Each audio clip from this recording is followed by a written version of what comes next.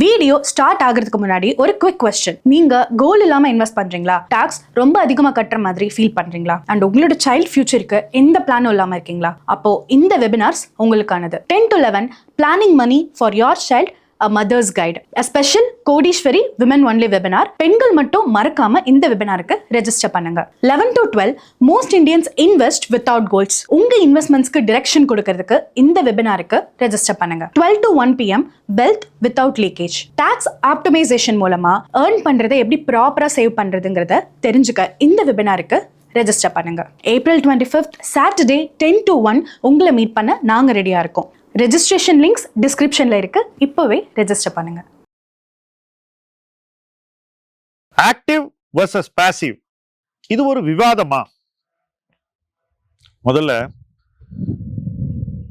என்ன முதலீட்டு அணுகுமுறை உங்களுக்கு பிடிக்குதோ அதை செய்யறதுக்கு உங்களுக்கு முழு உரிமை இருக்கு. எப்படி உணவுல 2 வகையான உணவு இருக்கோ அதே போலத்தான் முதலீட்டுலையும் 2 வகையான ஈக்விட்டி இன்வெஸ்ட்மெண்ட் பாதைகள் இருக்கு. இப்போ நான் 36 ஆண்டு காலம் ஆக்டிவ் இன்வெஸ்டரா இருந்திருக்கேன். ஒரு நொடி இந்த 36 ஆண்டு காலம் நான் பாசிவ் இன்வெஸ்டரா இருந்திருந்தேன்னாக்கா நான் முதலீடு மூலம் என்ன அடைந்திருப்பேன் அப்படின்னு யோசிக்கும் போது அது இன்றைக்கு நான் இருக்கும் நிலையில் ஒரு சிறு பகுதியாக மட்டும்தான் இருந்திருக்கும் என்பதை நான் இங்கு அறிவுறுத்துகிறேன். இதுக்கு காரணம், ஆக்டிவ் இன்வெஸ்டிங் பண்ணும்போது நான் என்ன செய்தேன் அப்படிங்கிறத முதல்ல புரிஞ்சுக்கணும். முதலீட்டு தேர்வுகளில் முடிந்த வரையில் நான் தவறுகளை தவிர்த்தேன். இது முக்கியமான ஃபர்ஸ்ட் பாயிண்ட். 2வது பாயிண்ட், முதலீட்டு தேர்வுகளில் எப்படி சரியான தேர்வுகளை செய்வது என்பதில் மிக கவனமாக இருந்தேன். இது 2வது பாயிண்ட்.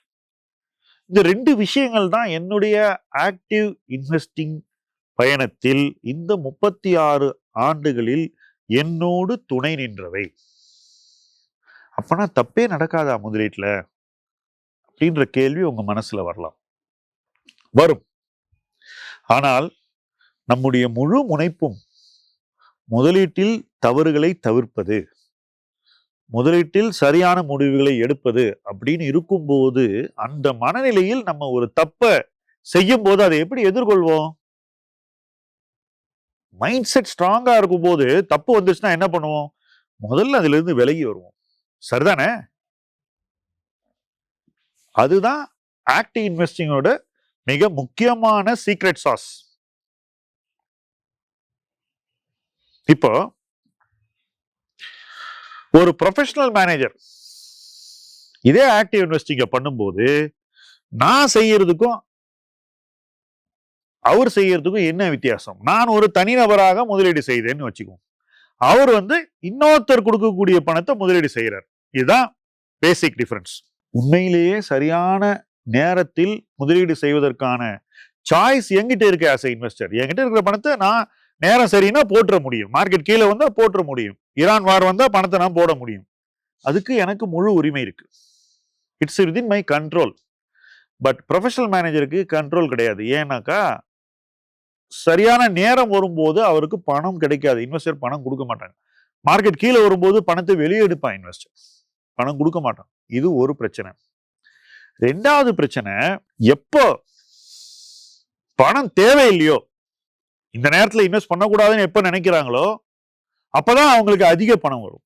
இந்தியாவில் இருக்கக்கூடிய மியூச்சுவல் ஃபண்ட் மேனேஜர்ஸ் மொத்த பேருக்குமே பணம் எப்ப கிடைக்குதுன்னா தப்பான நேரத்துல தான் கிடைக்குது.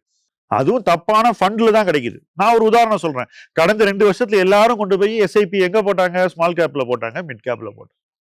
நியாயமா பார்த்தா அந்த இடத்துல கடந்த 2 வருஷத்துல SIP பண்ணியிருக்கவே கூடாது. இப்போ நான் என் போர்ட்போலியோல பணத்தை கொடுக்கறதுங்கிறது என்னுடைய விருப்பம். நானே என் போர்ட்போலியோல பணத்தை போடுறேன், நானே தேர்வுகளுக்கு முடிவு எடுத்துக்கிறேன், ஆக்டிவ் இன்வெஸ்டிங் பண்றேன், மொத்தம் என் கண்ட்ரோல்ல இருக்கு. பட் இதே ஒரு ப்ரொஃபஷனல் மேனேஜருக்கு நான் கொடுக்கும்போது, இப்போ நான் அவனுக்கு ஸ்மால் கேப்லயும் மிட் கேப்லயும் பணத்தை கொடுத்தேன்னாக்கா ஒரு முதலீட்டாளனாக நான் தவறு செய்கிறேன். முதல்ல என் தவறு தான் அவனுடைய போர்ட்போலியோ பர்ஃபார்மன்ஸா பிரதிபலிக்குது. ரெண்டாவது, மார்க்கெட் இறங்கும் போது அவனுக்கு காசே கொடுக்க மாட்டேன், அதுவும் அவனுடைய பர்ஃபார்மன்ஸா பிரதிபலிக்குது. சோ அவன் தன்னுடைய பெஞ்ச் மார்க் அகைன்ஸ்டா ஓடுற ரேஸ் வந்து 2 காலையும் கட்டிட்டு ஓடுற ஒரு ஓட்டம். அந்த ஓட்டமே ஒரு நியாயமான ரேஸ் இல்லை. வேற நான் ஒரு இன்வெஸ்டரா பண்ணும்போது எனக்கு முழு சுதந்திரம் இருக்கு, முழு உரிமை இருக்கு, முழு கண்ட்ரோல் இருக்கு பெஞ்ச் மார்க்கை பீட் பண்றதுக்கு. இதனாலதான் என்னுடைய 36 ஆண்டுகால பயணம் ஆக்டிவ் இன்வெஸ்டிங்ல பாசிவ் இன்வெஸ்டிங்கை விட கணிசமான லாபத்தையும் வளர்ச்சியையும் கொடுத்தது. பல மடங்கு அதிகமா எனக்கு வளர்ச்சி கிடைச்சது. இப்போ ஒரு ப்ரொஃபஷனலா நான் பண்ணதை பண்ண முடியாதான்னு நீங்க என்ன கேட்டீங்கன்னா நிச்சயமா முடியுங்க.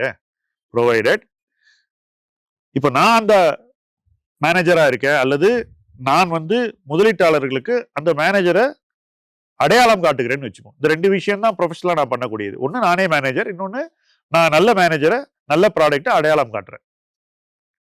இது 2 நான் செய்யும் போது நான் எப்படி ஒரு இன்வெஸ்டரா இன்வெஸ்ட் பண்ணேனோ அதே மனநிலையோடு நான் தொடர்ந்து இன்வெஸ்ட் பண்ணேன்னா நான் எனக்கு இந்த 36 ஆண்டு காலம் பண்ண முதலீட்டுக்கும் இன்னொருத்தருக்கு இப்போ செய்யற முதலீட்டுக்கும் எந்த வித்தியாசமும் கிடையாது. இதைத்தான் நான் 16 இயர்ஸா பண்ணிட்டு இருக்கேன்.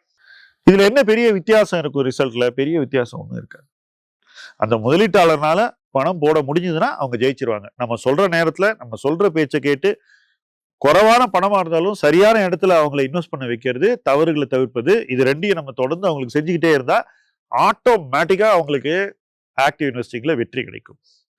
இதே விஷயத்தை தான் நான் வந்து ஒரு பிஎம்எஸ் மேனேஜரா இருந்தாலும் செய்வேன், ஒரு மியூச்சுவல் ஃபண்ட் சார்ந்த ஆலோசனை வழங்கக்கூடிய இடத்துல இருந்தாலும் செய்வேன். அது மைல் ஸ்டோன்ஸ் வீட்லயும் அதே தான் செய்வேன்.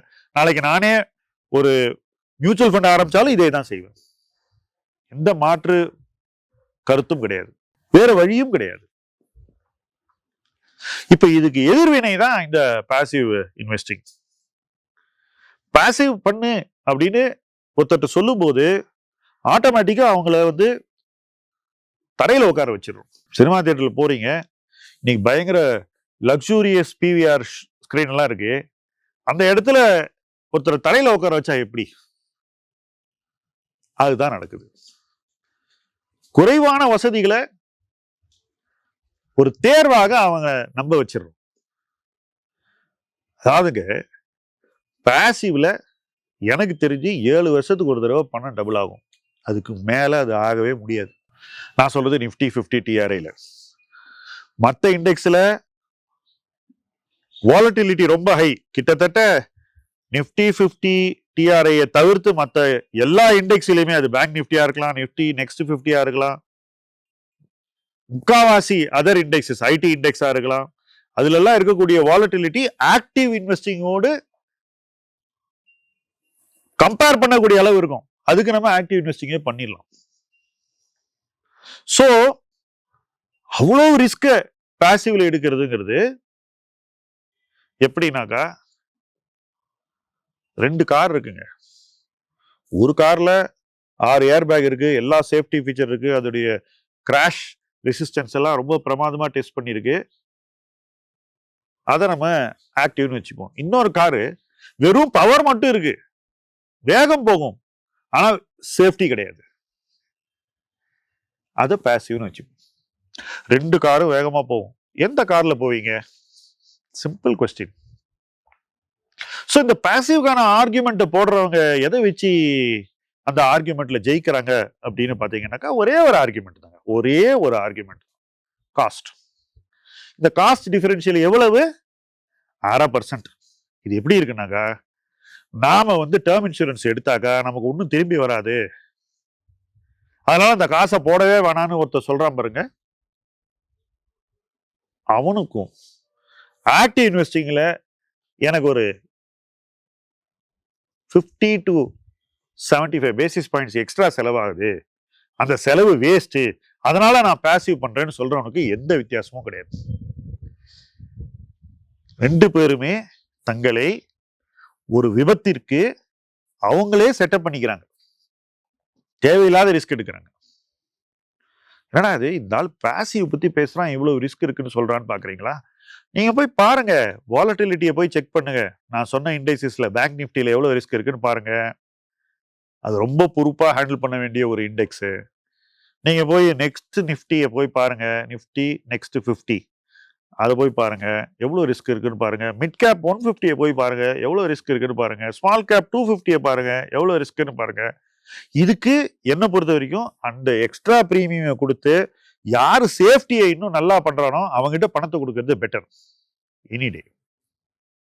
நாட் ஓன்லி தட், அவன் சரியான நேரத்துல பணத்தை இன்வெஸ்ட் பண்ணா, அவனுக்கு நம்ம சரியான நேரத்துல பணத்தை கொடுத்தோம்னாக்கா அவன் நமக்கு எடுத்து கொடுக்கக்கூடிய ரிட்டர்ன் நிச்சயமா பாசிவ் இன்வெஸ்டிங்ல வரக்கூடிய ரிட்டர்னை விட கணிசமா அதிகமா இருக்கும்.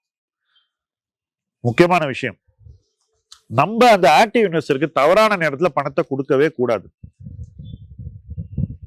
இதை நான் ஒரு முதலீட்டாளனா எனக்கு செஞ்சேன், இன்னைக்கு அடுத்தவங்களுக்கு செய்யறேன். இதுல ஒன்றும் சமரசமோ அல்லது எந்த விதமான ஒரு கான்ஃபிளிக்டோ கிடையாது. பட் பாசிவ் இன்வெஸ்டிங் மட்டும் போதும் உனக்கு அப்படின்னு சொல்லக்கூடிய அந்த ஆலோசனைகள்ல நிச்சயமா கான்ஃபிளிக்ட் இருக்கு. ஏன்னா இந்த ரிஸ்கை பத்தி அவங்க பேசுறதே கிடையாது. ரெண்டாவது, ஒரு இண்டெக்ஸ்ல நல்ல கம்பெனிஸ் இருக்கும், சுமாரான கம்பெனி இருக்கும், மோசமான கம்பெனி இருக்கும். எல்லா நேரத்திலும் இண்டெக்ஸ்ல இந்த 3 இருக்கும்.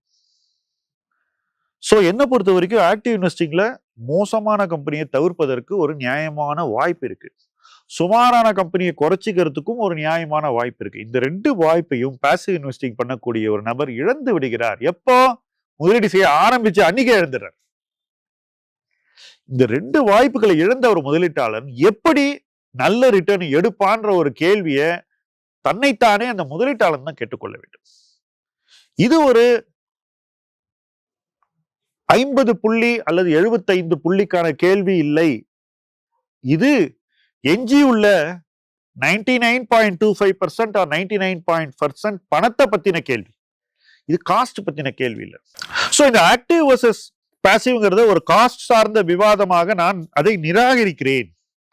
இது ஒரு ப்ராசஸ் எஃபிஷியன்சி சார்ந்த ஒரு விவாதமாக இருக்க வேண்டும்.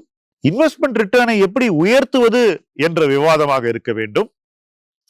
நம்முடைய முதலீட்டு நடத்தை பிஹேவியரை எப்படி சரியாக வைத்துக் கொள்வது என்ற விவாதமாக இருக்க வேண்டும். நம்முடைய கன்விக்ஷனை எப்படி சரியாக நம்ம போர்ட்போலியோல வேலை செய்ய வைப்பது என்ற விவாதமாக இருக்க வேண்டும். விவாதம் இந்த களத்தில் இருந்தால் ஆக்டிவ் இன்வெஸ்டிங் நிச்சயமாக பாசிவ் இன்வெஸ்டிங்க வெச்சு செஞ்சிடும், லெஃப்ட் ஹேண்ட்ல பீட் பண்ணிடும். யாருக்குன்னா யார் இதெல்லாம் சரியா செய்யறானோ. சோ நீங்க இதை செய்வதா அதை செய்வதான்ற விவாதத்துக்கு போகும்போது நீங்க இதை சரியா செய்ய போறீங்களா அல்லது சராசரி மக்களை மாதிரி தப்பான நேரத்துல பணத்தை கொடுத்துட்டு அந்த ஆள் சரியில்லை அல்லது அந்த முறை சரியில்லைன்னு சொல்ல போறீங்களா அப்படின்ற கேள்விக்கான விடையை நீங்க தான் தேடணும். நான் அதற்கான ஒரு விடையை சொல்ல மாட்டேன். ஏன்னா என்ன பொறுத்த வரைக்கும் சரியாக செய்ய வேண்டும் என்பது ஒரு வாழ்வியல் முறையாக ஒரு முதலீட்டாளருக்கு இருக்கணும்ன்றதுதான் என்னுடைய பர்சனல் கன்விக்ஷன். அதைத்தான் நான் மற்றவங்களுக்கு சொல்ல நினைக்கிறேன். மத்தவன் சரியா பண்ண மாட்டான் அதனால வீணா போயிருவேன்னு சொல்றது என்னுடைய நோக்கம் இல்லை. பொறுப்பெடுத்துக் கொள்வதுதான் முதலீட்டு ஆலோசனையின் foundation. You should take ownership, you should take responsibility. பொறுப்பெடுத்துக் கொள்ளாதவர்கள் பாசிவ் இன்வெஸ்டிங் பண்ணுங்க அப்படின்னு தாராளமாக சொல்வார்கள். அதை மட்டும்தான் சொல்வார்கள். ஏனென்றால் அவர்களுக்கு தெரிந்தது அவ்வளவே. இந்த வீடியோல நான் சொல்றதுக்கான காரணம், புரிந்து கொள்ள வேண்டியவர்கள் புரிந்து கொள்வார்கள். அப்படி புரிந்து கொள்பவர்களுடன் இணைந்து பயணிப்போம். முதலீட்டு களம் உங்கள் களம். நன்றி.